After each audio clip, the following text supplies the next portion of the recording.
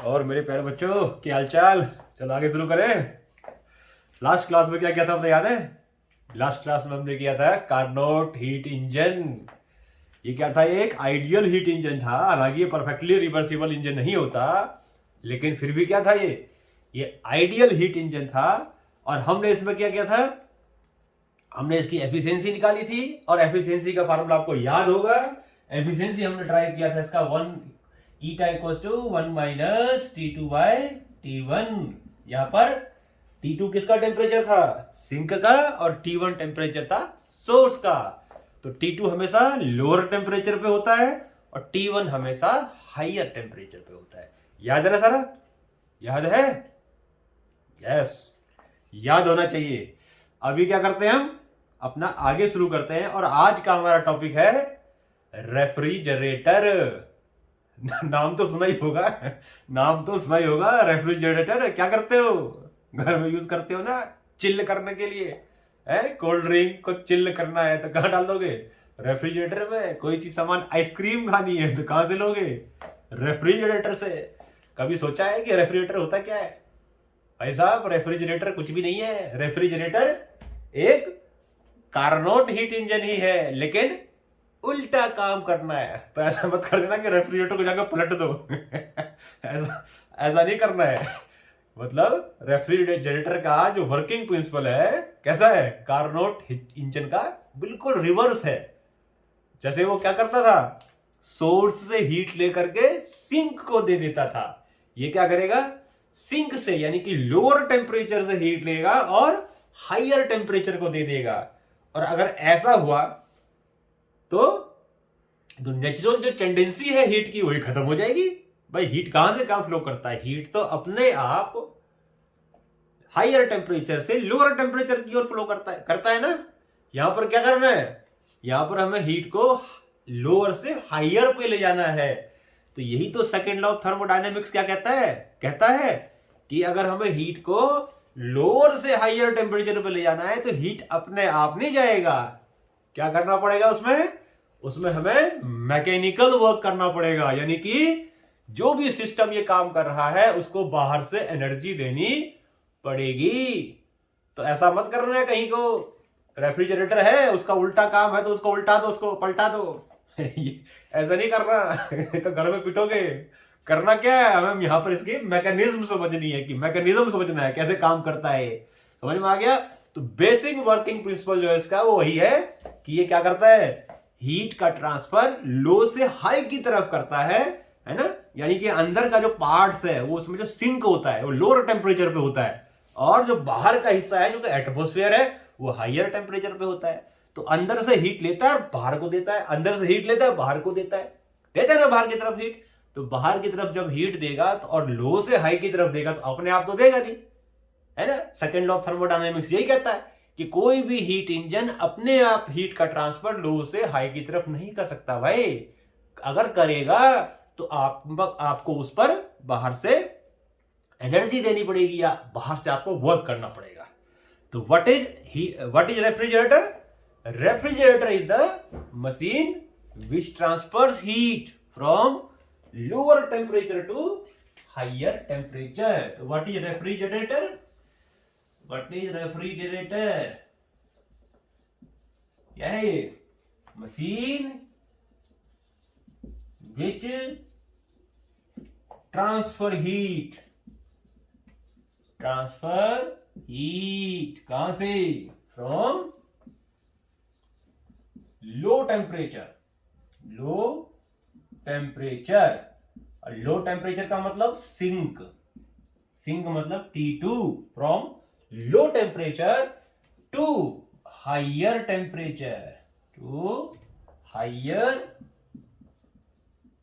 Temperature, यानी कि source, यानी कि T1। मान लो उसका टेम्परेचर यही लिया है ना, अब तक हमने वही ले रहा हूं, है ना।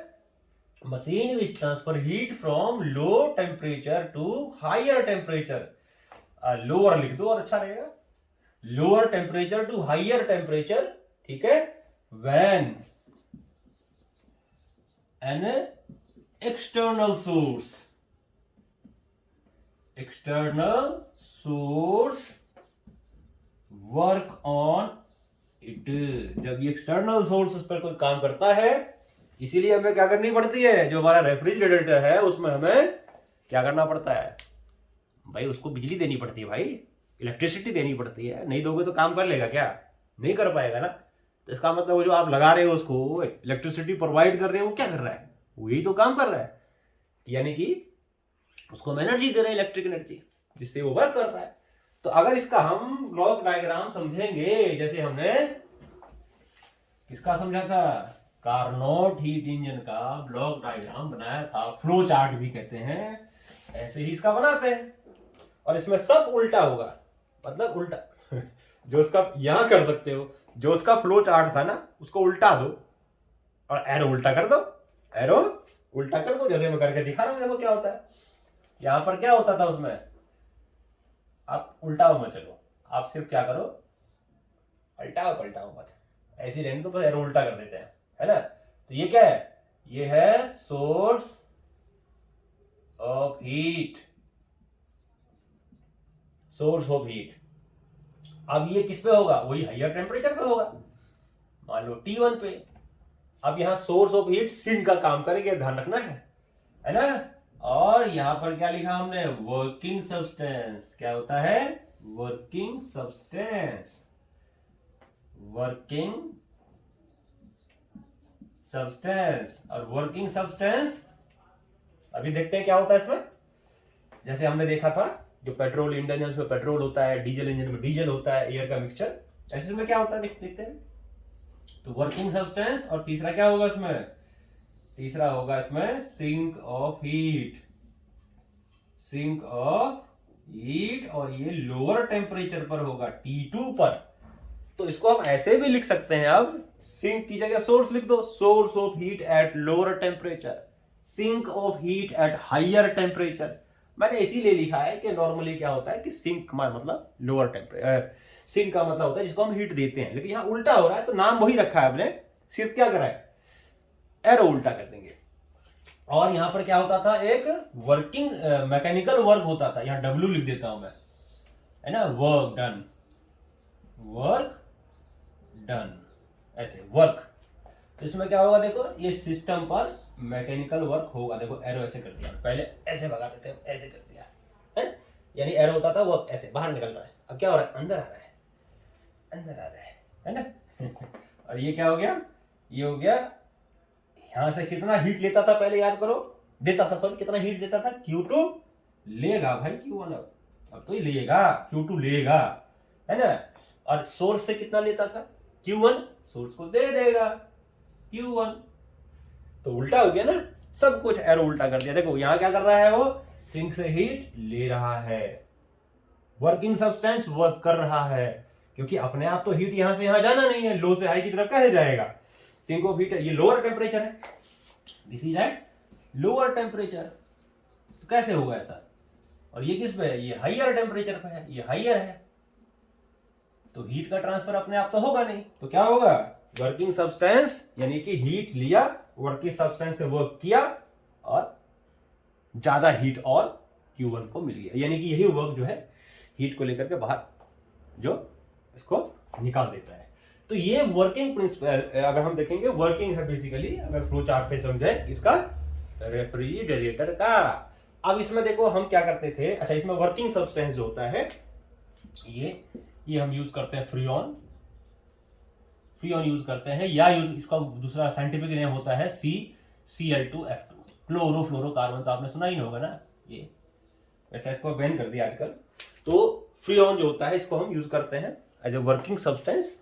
तो ये इसमें हो गया हमारा हीट इंजन, क्या कहते हैं इसको, रेफ्रिजरेटर। अब इसमें देखो जो कार्नोट हीट इंजन है उसमें हम निकालते थे एफिशिएंसी, एफिशिएंसी यानी कि कितना वो हीट को वर्क में कन्वर्ट कर देगा, है ना। यहां पर तो हीट को वर्क में कन्वर्ट करनी पड़ रहा है, यहां तो वर्क करना पड़ रहा है एक्स्ट्रा, काम क्या है इसको, हीट को निकालना, यानी कहीं से कुछ खींचना। तो खींचने में कितना एफिशिएंट है, कितना वर्क कर पा रहा है वो, उसको खींचने के लिए कितना वर्क कर पा रहा है, यानी कितना वर्क उसको करना पड़ रहा है, ऐसे कह सकते हैं।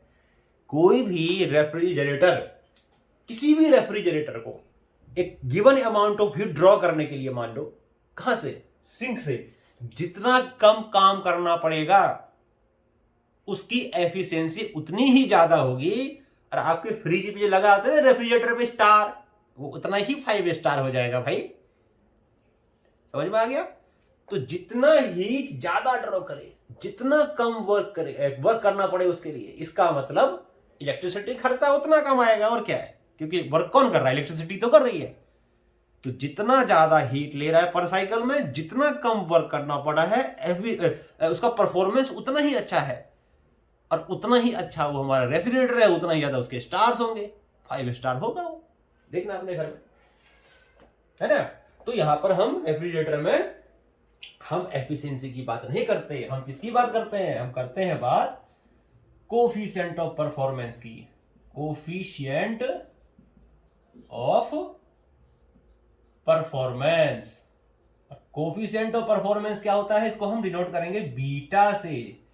किससे डिनोट करेंगे इसको, बीटा से। कोफिशिएंट ऑफ परफॉर्मेंस की बात करेंगे और ये होता है बीटा। तो मैंने क्या बताया अभी कि कोई भी रेफ्रिजरेटर अच्छा होगा यदि उसको कम से कम काम करना पड़े ज्यादा से ज्यादा हीट ड्रॉ करने के लिए, है ना।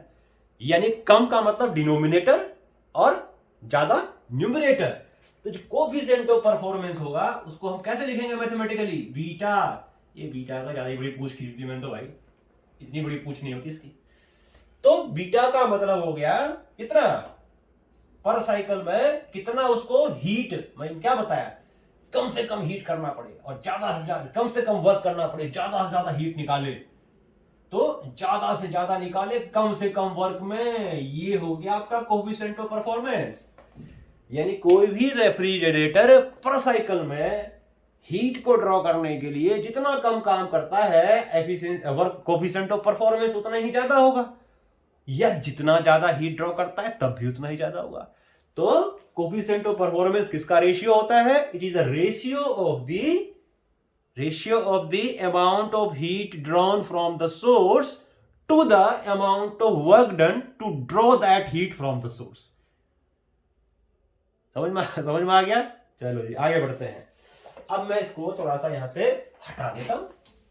आपने नोट कर लिया होगा तो पॉज करके आप लोग नोट कर लिया करें, समय निकल जाएगा, कुछ नहीं बचेगा। समय निकलता जा रहा है। तो Q2 और वर्क याद है क्या था आपको, ये सारे के सारे रिवर्सिबल है, मतलब साइक्लिक प्रोसेस है। तो साइक्लिक का मतलब क्या हो गया, इनिशियल फाइनल कंडीशन सेम है। तो du हो गया 0 हो गया ना, और इसका मतलब dq जो हो गया वो dw के इक्वल हो गया। कितना हीट ले रहा है Q1, कितना दे रहा है, कितना ले रहा है Q2, कितना हीट दे रहा है, रिजेक्ट कर रहा है Q1, work done on system minus तो dw। तो आपका दोबारा से वही आ गया Q1 माइनस Q2। क्या बताया, कितना हीट ले रहा है Q2, कितना हीट दे रहा है Q1, डिफरेंस ऑफ हीट कितना हुआ, लेना और देना, जो वर्क किया उसको करने के लिए माइनस, क्योंकि सिस्टम पर वर्क हो रहा है तो नेगेटिव होगा। तो आपका W आ गया Q1 माइनस Q2। तो this will be equal to Q1 minus Q2। तो कोफिशिएंट ऑफ परफॉर्मेंस को आप ऐसे भी लिख सकते हो। समझे बचवा, समझे, आगे बढ़े, चले आगे बढ़ते हैं। अब एक चीज थोड़ा सा और इसमें देखो, हम चेंज करते हैं इस फार्मूले को। क्या चेंज करेंगे, ये सब हमने थर्मोडायनेमिक्स में उसमें क्या हुआ है तो लगभग वैसा ही है। तो beta is coefficient of performance. एक काम करते हैं, इसको देखो हम क्या करते हैं, न्यूमरेटर को और डिनोमिनेटर को दोनों को Q2 से डिवाइड करते हैं, Q2 से डिवाइड करते हैं, या Q1 से कर देते हैं, चलो छोड़ो Q1 से कर देते हैं। तो क्या हो जाएगा फिर यहाँ पर Q2 बाई Q1 हो जाएगा ना, divided by 1 minus Q2 by Q1। ये चीज याद है क्या होता है 1 माइनस Q2 बाई Q1, ये होता है व्हाट, ये होता है ईटा, और इसको लिख देंगे 1 माइनस ईटा। तो दिस इज ईटा। क्या ईटा, क्या ईटा, एफिशिएंसी। भाई देखो ना, ईटा जो होता था 1 माइनस Q2 बाई Q1 होता है ना, होगा ना ईटा, पहले पढ़ा था या पढ़ाया था आपको मैंने। तो Q2/Q1 कितना आ जाएगा 1 माइनस ईटा, वही तो लिख रहा हूं 1 माइनस ईटा इक्वल्स। तो ये रिलेशन आ गया कोफिशिएंट ऑफ परफॉर्मेंस में और किसमें, कोफिशिएंट ऑफ परफॉर्मेंस में और एफिशिएंसी में। एक काम और कर सकते हो, ये भी हमने प्रूव किया था कि Q2/Q1 ये इक्वल होता है T2/T1 के, ये भी तो होता है ना, होता है ना। तो आप क्या लिख सकते हो फिर यहाँ फार्मूले में, सब जगह लिख दो भाई, रोज रेशियो इक्वल है तो यहाँ यहीं से लिख सकते हो आप। तो कितना हो जाएगा, इसको क्या लिख सकते हो फिर, बीटा हो जाएगा आपका T2/T1 अपॉन 1 माइनस T2/T1, और इसको मैं लिख देता हूं यहां, तो ये बीटा आ जाएगा, एलसीएम ले लो फिर वही आ जाएगा ऊपर वाला T2 upon T1 minus T2। तो ये आप टेम्परेचर की फॉर्म में भी लिख सकते हो, ये आप एफिशिएंसी की फॉर्म में भी लिख सकते हो कि अगर ये किसकी तरह काम करता, अगर ये उसकी तरह रिवर्स कर देते, मतलब हीट इंजन की तरह काम करता, तो फिर ईटा उसकी एफिशिएंसी होती, कोफिशिएंट ऑफ परफॉर्मेंस इसका इतना है, तो दोनों में रिलेशन आ गया। देखो कोफिशिएंट ऑफ परफॉर्मेंस की वैल्यू हमेशा, नोट कर लिया, आगे बढ़े, चलो। तो बच्चों साथ में नोट कर लिया करो अच्छे से, मेरे प्यारे प्यारे बच्चों, मेरे मुन्नो, मेरे नन्हे मुन्नो बच्चों, मेरे प्यारे प्यारे बच्चों। हाँ चलो, अब क्या करेंगे इसमें, देखो अब क्या करते हैं हम, मैं क्या बता रहा था करने के लिए, हाँ ईटा की वैल्यू जो होती है लेस देन वन होती है हमेशा भाई। एफिशिएंसी तो, ये तो लिमिटेशन बताई थी ना कि एफिशिएंसी तो कभी 100% हो ही नहीं सकती। तो भाई साहब जब ये एफिशिएंसी जब 100% नहीं होगी, यानी 1 से कम होगी, तो ये वैल्यू हमेशा 1 से ज्यादा होगी। हमेशा डाल के देख लो, डाल के देख लो। यहां पर अगर वैल्यू डालोगे तो कोफिशिएंट ऑफ परफॉर्मेंस की वैल्यू हमेशा कितनी होगी, हमेशा ईटा की वैल्यू हमेशा ज्यादा, बीटा की वैल्यू हमेशा ज्यादा होगी 1 से। कोफिशिएंट ऑफ परफॉर्मेंस हमेशा 1 से ज्यादा होगा, एक 1 से छोटा तो दूसरा 1 से ज्यादा। तो इस तरीके से कोफिशिएंट ऑफ परफॉर्मेंस हो गया, ठीक है। अच्छा एक चीज देखो, एक फ्रिज, ये हमारा हो गया जो रेफ्रिजरेटर है, इसमें इतना ही था और ज्यादा कुछ इसमें है नहीं। इसमें चाहो तो एक हीट पंप के लिए कह सकते हैं। तो हीट पंप में क्या होता है, हीट पंप में भी सेम चीज है। अगर हम कहीं हीट पंप लिखा हो तो हीट पंप भी एक रेफ्रिजरेटर की तरह होता है भाई। सर्दियों में चलाते हैं ना एसी, आजकल दोनों आ रहा है साथ में, जो आपका एसी आ रहा है ठंडा भी करता है और वो क्या करता है, वो गर्म भी कर देता है। तो वो हीट पंप की तरह काम कर रहा है, और हीट पंप की तरह जब काम कर रहा है तो उस टाइम जो उसकी कोफिशिएंट ऑफ परफॉर्मेंस होगी, उसमें आप क्या करोगे, Q2 की जगह Q1 लोगे, Q1 हीट, और सेम बीटा काम करना पड़ रहा है। ये आपका हीट पंप की हो जाएगी, ये जैसा आपका कितना था, इसको W, ये हीट पंप के लिए हो जाएगा बस। ये हीट पंप मतलब जो हीट को रिजेक्ट, जिसका काम है हवा में गर्मी फेंकना है, ये ठंडा है एटमॉस्फेयर बाहर का और उसमें गर्म हवा फेंकना, ठीक है। तो ये आपका हो जाएगा, तो ये हीट पंप के लिए होता है, बस इतना चेंज करेंगे, बाकी हमें खाली दोनों सेम चीज है। रेफ्रिजरेटर का हो गया, तो ये हमने कर लिया। अब एक चीज देखो, तो अभी न्यूमेरिकल्स भी करेंगे, एक दो हम रेफ्रिजरेटर के बहुत आसान न्यूमेरिकल्स होते हैं। कार्नोट इंजन के भी एक दो करते हैं, मैं नोट करके लाया हूँ, वो भी करेंगे। और बाद में और ज्यादा न्यूमेरिकल्स थोड़े मैंने स्क्रीन पे जैसे बताए थे, तो जैसे मौका मिलेगा तो इसके बाद में वो न्यूमेरिकल्स में का वीडियो बना करके डाल दूंगा। अच्छा इसमें अब हमें क्या मैं बता रहा था कि हाँ देखो, कोफिशिएंट जो परफॉर्मेंस है, कोफिशिएंट ऑफ परफॉर्मेंस का जो फार्मूला था वो ये है। कोफिशिएंट ऑफ परफॉर्मेंस का फार्मूला ये है T2 upon T1 minus T2, ये कोफिशिएंट ऑफ परफॉर्मेंस है। ये बार बार लिख रहे हैं, जब से लिख रहे हैं ना। अब ये चीज देखो, क्या ये चीज क्या है भाई, ये चीज जो है डिफरेंस इन टेम्परेचर है, सोर्स एंड सिंक, ये है ना, क्या है, difference of temperature of source and sink, है ना। अब ये चीज देखो, सोर्स और सिंक के टेम्परेचर में जितना कम डिफरेंस होगा, कोफिशिएंट ऑफ परफॉर्मेंस उतना ही ज्यादा होगा। समझ में आई बात कुछ? सर्दी के दिनों में क्या होता है, सिंक का टेम्परेचर का, सोर्स का टेम्परेचर कम होता है ना, और अंदर जो सामान है वो भी, उसका टेम्परेचर 0 डिग्री सेल्सियस मान लो होता ही है लगभग, तो डिफरेंस इन टेम्परेचर क्या होगा? डिफरेंस इन टेम्परेचर कम होगा, कम होगा। जो डिफरेंस इन टेम्परेचर कम होगा तो एफिशिएंसी ज्यादा होगी। तो भाई साहब ये रेफ्रिजरेटर बुद्धू बनाता है। क्या करता है? सर्दियों में ज्यादा चीज ठंडा करता है, जल्दी करता है। क्यों? क्योंकि डिफरेंस इन टेम्परेचर कम है और गर्मियों में इसकी सांस निकल जाती है। आपने अपनी गाड़ियों में भी देखा होगा, एसी कहते बहुत गर्मी पड़ रही है, एसी काम नहीं कर रहा भाई, एसी काम नहीं कर रहा, से बोलते हैं ना एसी काम नहीं कर रहा। एसी मतलब वही बात है, वो भी तो वही काम कर रहा है, एसी भी तो काम नहीं कर रहा है एसी। क्यों? क्योंकि ये इतना ज्यादा हो चुका है डिफरेंस इन टेम्परेचर की उसकी जान निकल चुकी है। भाई किसी से काम लोगे भाई साहब, कितना काम लोगे? एक लिमिट भी तो है? इतनी गर्मी बढ़ाए जा रहे हो, कार्बन डाइऑक्साइड छोड़ छोड़ छोड़ छोड़ के क्या करेगा? तो वही बात है कि गर्मी के दिनों में एसी काम नहीं कर रहा है मेरा तो भाई। अरे एसी काम नहीं कर रहा भाई, इसी गलती थोड़ी है, गलती तेरी है। इतना ज्यादा तुमने जो है गर्मियां फैला रखी है? क्यों फैला रखी है? इतना कार्बन डाइऑक्साइड यहाँ से जरा से दूर दूर जाना है, गाड़ी लेके जाना है तो यही होगा, फैलाई जाओ। तो डिफरेंस इन टेम्परेचर गर्मियों में ज्यादा होता है तो कोफिशिएंट ऑफ परफॉर्मेंस कम हो। नोट कर लो इन सब चीजों को, बहुत इंपॉर्टेंट चीज बता रहा हूं कि कोफिशिएंट ऑफ परफॉर्मेंस गर्मियों में कम हो जाती है, सर्दियों में ज्यादा हो जाती है। यानी जब होनी चाहिए ज्यादा हो जाती है कम, और जब होनी चाहिए कम तो हो जाती है ज्यादा। यानी जब उसकी जरूरत नहीं है तो बल्ले बल्ले मजे ले रहा हो, और जब उसकी जरूरत है तो क्या हो रहा है मेरे?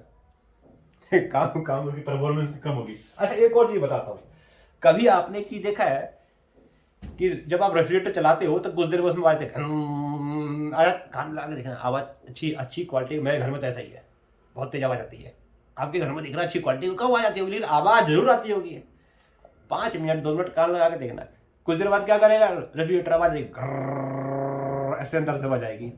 इतनी तेज नहीं आएगी लेकिन आएगी, फिर बंद हो जाएगी। पता है ऐसा क्यों होता है?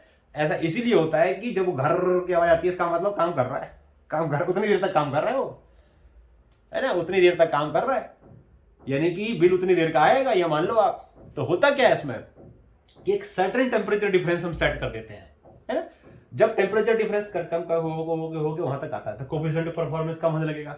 जब डिफरेंस कम होगा भाई, ज्यादा होगा, सॉरी, जब डिफरेंस ज्यादा होगा तो कोफिशिएंट ऑफ परफॉर्मेंस क्या होगा इसका, कम हो जाएगा, बचेगा ना। तो एक टेम्परेचर रेंज उसमें हम सेट कर देते हैं कि जब तक टेम्परेचर डिफरेंस वहां जाए काम कर रहा है, उसके बाद काम करना बंद। यानी कि जब टेम्परेचर रेंज, यानी जब टेम्परेचर डिफरेंस उससे ज्यादा आएगा तभी काम करेगा, उससे कम आएगा तो फिर अपने आप बंद हो जाएगा वो, क्योंकि हमें जरूरत ही नहीं है उससे कम करने की। तो इसीलिए क्या कर रहा है, घर क्या आती है फिर बंद, घर आवाज आ रही फिर बंद, इसीलिए होता है। समझ में आ गया है कि जब तक वो आवाज आ रही है तभी तक काम कर रहा है वो, बाकी टाइम तो सो रहा है वो। तो ये आपको मैंने बताया रेफ्रिजरेटर, और उसके बारे में कुछ खास बातें बताई, करता क्या है वो। अब हम क्या करते हैं, बहुत आसान आसान न्यूमेरिकल, कुछ न्यूमेरिकल्स कार्नोट के ऊपर कर लेते हैं, कुछ न्यूमेरिकल एक रेफ्रिजरेटर पे कर लेते हैं। दोनों का भाई इसमें आएगा क्या, efficiency, source of temperature of source, temperature of sink, coefficient of performance, source, sink, कितना हीट लिया, कितना दिया, वर्क डन किया। बहुत सिंपलेस्ट न्यूमेरिकल्स होंगे इसके ऊपर, ज्यादा मुश्किल नहीं होते। सोर्स का टेम्परेचर इतना बढ़ा दिया, एफिशिएंसी कितनी चेंज हो जाएगी, इतना घटा दिया कितनी चेंज हो जाएगी, ऐसी सिंक का कर दिया। तो इस तरह के इसमें न्यूमेरिकल्स आते हैं। एक दो न्यूमेरिकल्स की प्रैक्टिस करोगे, 2-4 की, तो अपने आप इसके न्यूमेरिकल्स हो जाएंगे। लेकिन इंपॉर्टेंट है, कमजोर है इसका मतलब ये नहीं है कि इंपॉर्टेंट नहीं है ना। ऐसा नहीं है कि हमारी उसमें फैमिली में कोई कमजोर है तो इंपॉर्टेंट नहीं है, सबकी इक्वली इंपॉर्टेंस है। जो अमीर है, पैसे वाला है, भी उसकी भी इंपॉर्टेंस उतनी ही है, गरीब की उतनी है। तो ऐसा नहीं है कि इंपॉर्टेंस की कम और ज्यादा होती है, ये ध्यान रखना। आपको मैं कुछ न्यूमेरिकल्स कराता हूं, देखो मैं लिख के लाया हूं, और इसको आपको करना है। जैसे क्वेश्चन नंबर 1, और यह है क्या, देखो क्या कह रहा है कि अ कार्नोट इंजन, कार्नोट इंजन मतलब हीट इंजन, absorb heat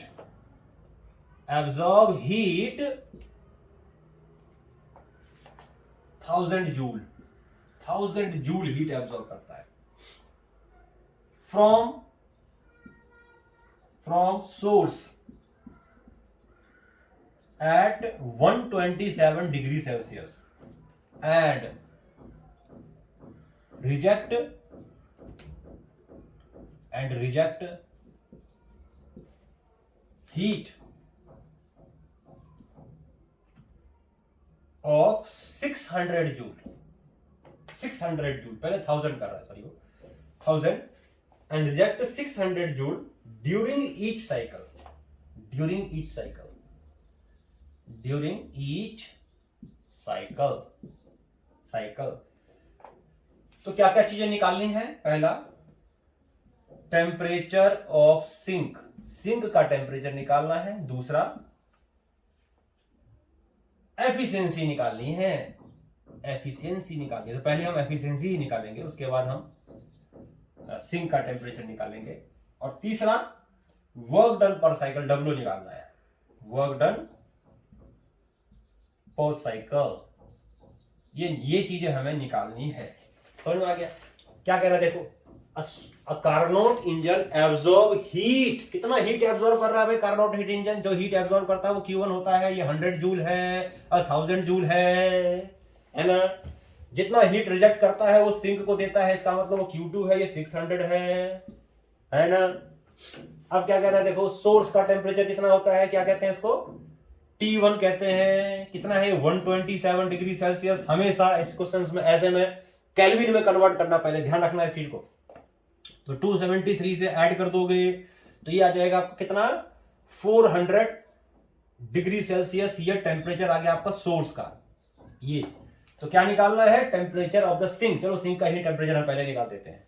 तो क्या आ जाएगा इसमें देखो, Q1 by Q2 equals to T1 by T2।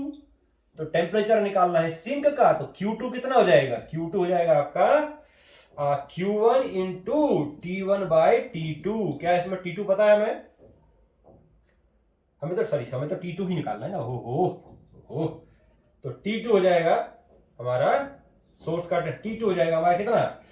T1 into Q1 by Q2, T1 into Q2 हो जाएगा हमारा, T2 ऊपर आ जाएगा, T2 ऊपर हमें निकालना है T2। तो T2 आ गया यहां, तो T1 into Q2, T1 into Q2 और ये Q1, ये नीचे आ जाएगा। तो ये हमारा T2 आ जाएगा, है ना। देख लो ध्यान से एक बार, Q2 इधर आएगा, ये इधर और ये नीचे आ जाएगा। तो Q1 into T2 by T1।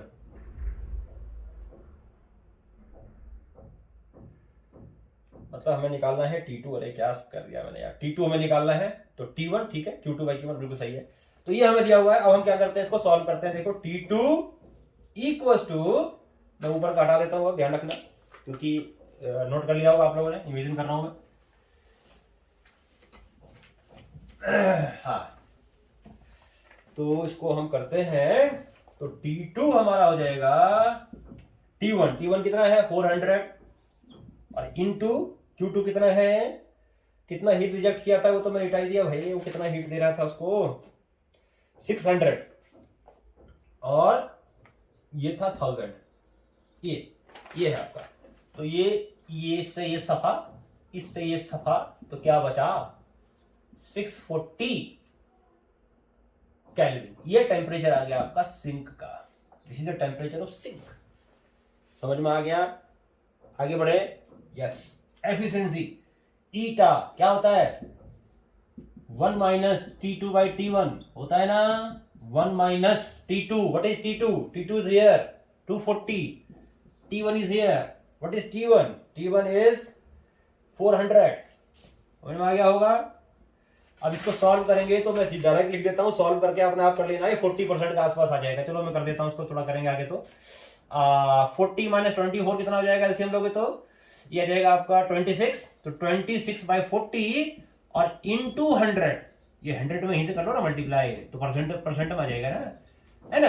तो ये आ गया आपका, तो कितना आ जाएगा? 0 और 5 2 और ये आ जाएगा ना, सही है। 240 बाई 400, 240 बाई 400, 240 बाई 400। तो ये आ गया आपका कितना एलसीएम दिया? तो सही आया एलसीएम, गलत आया? एक बार चेक कर लो, हो सकता है गलत भी कर दिया हो ना। हाँ गलत कर दिया है। 16 आगे 16 आएगा भाई, वही तो मैं कह रहा हूँ, 16 आएगा ये। तो 16 आएगा, तो आप सीधे इसको कर लो 40 और इंटू 100, ये था ना। तो ये कैंसल, ये कैंसल, ये और ये आपका आ गया 40%। कितनी एफिशिएंसी हो गई इसकी? 40% इसकी एफिशिएंसी हो गई। समझ में आ गया? अगले पार्ट में क्या करना है हमें, इसका अमाउंट ऑफ वर्क निकालना है। तो अमाउंट ऑफ वर्क क्या होता है? W क्या होता है? थर्ड पार्ट कर रहा हूं, देखो यहाँ W होता है हमारा Q1 माइनस Q2। Q1 हमें पता है कितना होता है, कितना है Q1? 1000 है, और ये कितना है? 600 रिजेक्ट कर रहा है, तो कितना आ गया? 400 जूल। इतना इसमें वर्क किया गया। तो ये तीन चीजें हो गई। ये अच्छे से आप समझ में आ गया? बहुत आसान था, बड़ा इजी है। ऐसे ही सारे न्यूमेरिकल्स होंगे, बहुत सिंपलेस्ट वे में बताया आपको मैंने। ठीक है, नोट कर लो, पॉज करके। अब मैं इसको मिटा रहा हूं। ये कर दिया जी, मिटा दिया। अब क्या करेंगे इसमें, देखो एक और क्वेश्चन करेंगे। और क्या करेंगे? हाँ तो देखो ये है हमारा, इस क्वेश्चन में क्या कह रहा है कि efficiency of a Carnot cycle is 1/6। The efficiency 1/6 है। By lowering the temperature of the sink by 65 it increases to, क्या increases to? Efficiency increases to 1/3। Calculate the initial and final temperature of the sink. तो यहां पर देखो हमें क्या देखा है इसने, एक बार एफिशिएंसी कितनी है? 1/6 है, तो 1 माइनस T1 T2/T1 ये हो जाएगा। एलसीएम ले लेता हूं मैं यहां पर, देखो तो 1/6 equals to T1 minus T2 upon T1। इसमें मैं क्या करता हूं, इसको डेल्टा टी ले लेता हूं सिंप्लिसिटी के लिए। तो डेल्टा टी अपॉन T1 ये 1/6 हो जाएगा। तो यहां से आपकी T1 की वैल्यू हो जाएगी 6 डेल्टा टी। ये चीज आपको याद रखना है। मैं अब क्वेश्चन यहां से हटा रहा हूं, तो आपको पॉज करके नोट कर लेना है। ठीक है, नोट कर लिया होगा। चलो आगे बढ़ते हैं। अब कह रहे हैं कि सिंक का टेम्परेचर हमने कितना कर दिया? सिंक का टेम्परेचर हमने 65 डिग्री कम कर दिया है। तो एफिशिएंसी कितनी हो गई? 1/3। तो 1/3 इक्वल्स टू किसके आ गया? देखो 1 माइनस T2। T2 जगह कर दिया T2 माइनस 65। ध्यान रखना, सिंक का टेम्परेचर 65 नहीं कर दिया है, 65 कम कर दिया है। तो पहले T2 था, तब 65 माइनस T2 माइनस 65, और T1 सोर्स मतलब वही है। तो T1 माइनस T2, और ये माइनस माइनस प्लस हो जाएगा, ये पूरा माइनस है ना, तो प्लस 65 हो जाएगा आपका, और यहां जाएगा आपका T1। ये 1/3 आ गया। इसके फिर हम डेल्टा टी कर देते हैं इसको। तो delta T plus 65 upon T1 1/3 cross multiply करो। T1 इक्वल्स टू आ गया 3 डेल्टा टी प्लस 195 आ जाएगा ये। उसके बाद यहां पर क्या करोगे आप? T1 की जगह ये पुट कर दो। तो 6 delta T equals to 3 delta T plus 195। तो 6 डेल्टा टी आ गया आपका 195। तो डेल्टा टी की वैल्यू आ जाएगी आपकी यहां से कितना, कितनी आ जाएगी? सॉरी 3 है यहाँ पर, 3। तो डेल्टा टी की वैल्यू हो जाएगी 6 और 5, 65 आ गई आपकी। तो 65 आपका डेल्टा टी आ गया। अब आपको पता है कि T1 माइनस T2 कितना है? आपने डेल्टा टी लिया हुआ है ना आपने, ये लिया हुआ है ना। T1 माइनस T2 आपने क्या लिया हुआ है? अच्छा एक काम करते हैं, यहाँ पर T1 की वैल्यू निकाल देते हैं सीधा। देखो यहाँ से डेल्टा टी कितना आ गया आपका? 65। तो T1 कितना जाएगा? 6 इंटू डेल्टा टी, डायरेक्ट लिख देते हैं। चलो 65 ये आ गया आपका 390, यानी कि सोर्स का टेम्परेचर भी निकाल दिया पहले, 390 आ गया केल्विन में। सिंक का निकालना है T2, तो क्या करोगे आप? T1 माइनस T2 कितना था? T1 माइनस T2 ये हमारा 65 आया ना, इधर रखा है। T1 की वैल्यू वहां पे 390 आ गई, माइनस T2 इक्वल्स टू 65। तो यहां से T2 की वैल्यू हो जाएगी 390 minus 65। This will be the temperature of the sink and this will be 5 और 2 5 कितना बच गया भाई? 390 था, 390 आ गया ना ये, 390। हाँ तो कितना आ गया? 225 आ गया, ये आ गया ना 235 सही है गलत है? अरे यार 390 माइनस 65 कर दो 5 और यहाँ 2 325 आ गया, 325 आ गया। तो 325 डिग्री केल्विन ये आपका टेम्परेचर आ गया सिंक का। समझ में आ गया? ये फाइनल इनिशियल वो टेम्परेचर है इनिशियल, इसमें से 65 माइनस कर दोगे तो फाइनल वाला भी आ जाएगा। तो इस तरीके से हमारा ये एक बार कैलकुलेशन आप देख लिया करो। मैं आपको तरीका बता रहा हूँ, हो सकता है कहीं एरर कैलकुलेशन डिजिट में कहीं एरर लिखा जाता है, उससे हो जाता है कई बार। तो ये आपको ध्यान रखना है कि हमारा सिंक का टेम्परेचर आ गया। समझ में आ गया? T1 माइनस T2 65 था, T1 की वैल्यू हमारी कितनी आई थी, 390 आई थी। एक बार और देख लेता हूं मैं, ये आ गया 65,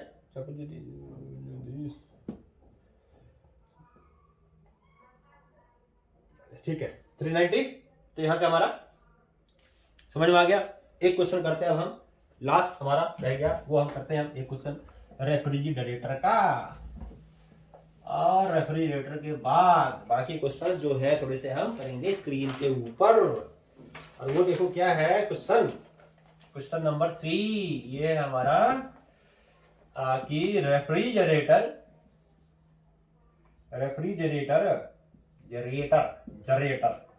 work between -10 degree Celsius to 27 degree Celsius, इसके बीच में काम कर रहा है ये रेफ्रिजरेटर, है ना। और दूसरा रेफ्रिजरेटर एंड अनदर, दो रेफ्रिजरेटर है भाई, क्या बात होगी, दो नहीं सकता किसी घर में, क्या हो सकता है, अमानी की औलाद हो गए। तो एंड अनदर रेफ्रिजरेटर